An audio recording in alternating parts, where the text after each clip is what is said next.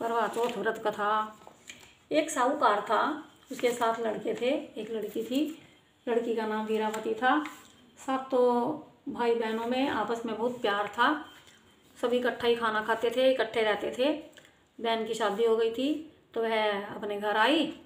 कार्तिक का महीना था, वो अपने घर आई तो करवा चौथ का दिन था। उसके भाई बहन इकट्ठा खाना खाने लगे। भाइयों ने कहा आजा बहन खाना खाएंगे। तो बहन ने कहा नहीं भाई, आज तो करवा चौथ का व्रत है, मैं तो चांद उगने पर चांद को रख देकर ही खाना खाऊंगी। तो भाइयों ने सोचा कि आज तो हमारी बहन भूखी रहेगी। अब उन्होंने तरकीब निकाली। एक भाई ने दिया जला करके दीवार के ऊपर रखा, दूसरे भाई ने उसके ऊपर छलनी से ओट कर दी और तीसरा उसको कहने लगा आजा बहन, और चांद निकल गया है और तुम चांद को रख दे लो और अपना खाना खाएंगे। वह भाभी से बोली कि आजो भाभी, चांद को रख देंगे। तो भाभियाँ बोली हे बहन, ये तो तुम्हारा ही चांद निकला है, हमारा चांद तो रात को उगेगा। और तब उसने अकेले ही अर्घ दे लिया और भाइयों के साथ बैठ के जिमने बैठ गई। पहला उसने टुकड़ा तोड़ा तो उसमें बाल आया, दूसरा टुकड़ा तोड़ा तो उसमें कंकर निकल गया, तीसरा टुकड़ा तोड़ते ही उसकी ससुराल से बुलावा आ गया कि तुम्हारी लड़की का आदमी बहुत बीमार है, जल्दी भेज दो। जब माँ ने अपनी लड़की के लिए पहनने के लिए कपड़े निकालने लगी तो जो कपड़ा निकालती वही सफ़ेद, जो निकालती वही सफ़ेद। तो उसने सफ़ेद कपड़े ही उसको दे दिए, सफ़ेद कपड़े ही पहन करके वो चली गई। और उसको उसकी माँ ने एक सोने का टका दिया, उसके पल्ले में बांध दिया और कहा कि रास्ते में जो भी कोई मिले सबके पैर छूते जाना, जो भी तुम्हें आशीष देगा और सुहाग का आशीष देगा उसको ये सोने का टका तुम दे देना। बेटी से ऐसा कह करके बेटी को विदा कर दिया।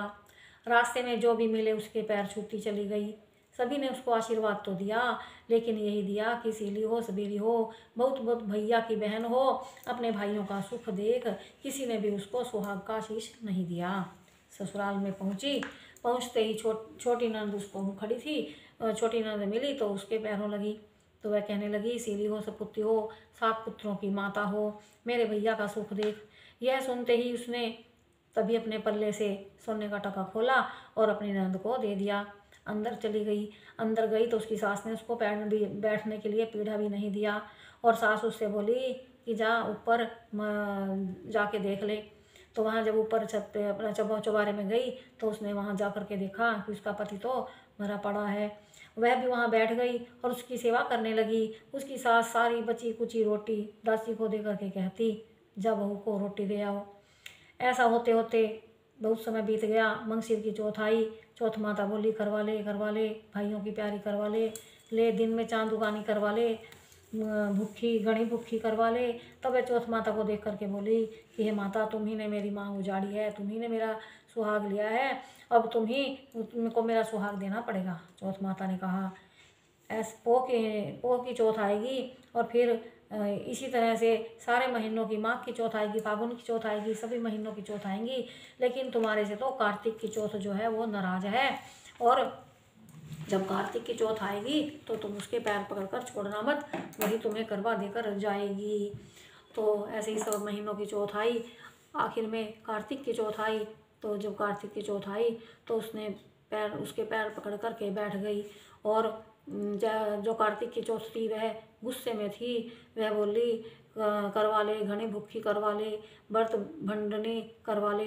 साहूकार की बेटी ने उसके पैर पकड़ करके छोड़े नहीं और रोने लगी। हाथ जोड़ करके बोली कि हे चौथ माता, मेरा सुहाग तो आपके हाथ में है, तुम्हें देना पड़ेगा।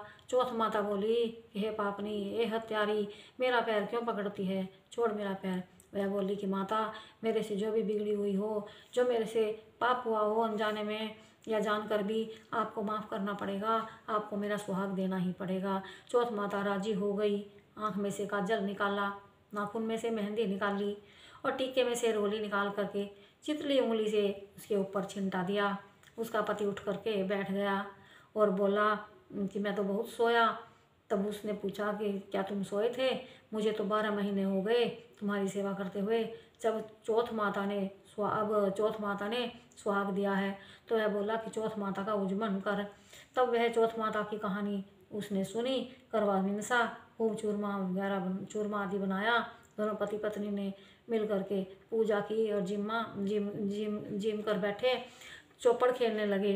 नीचे उसकी सास ने रोटी भेजी तो दासी ने ऊपर आकर के देखा कि चौपड़ पासा खेल रहे हैं। सास को जाकर बताया। सास खुश हो गई और बोली क्या बात हुई। सास ने आकर पूछा तो वह बोली कि मेरे तो चौथ माता आई थी, उसने वह कह करके उसने मेरा सुहाग वापस लौटाया है। तो उसने सास के पैर लगी और सास सारी नगरी में ढिंडोरा पिटवा दिया कि सभी सुहागिन औरतें करवा चौथ का व्रत करें। जो भी करवा चौथ का व्रत करेगा सबका सिर सुहाग बना रहेगा। चौथ माता की जय। जो भी कथा सुनने वाले को, हमकारा भरते को भी सभी परिवार का सुहाग बनाए रखियो। बोल करवा चौथ की जय, चौथ माता की जय।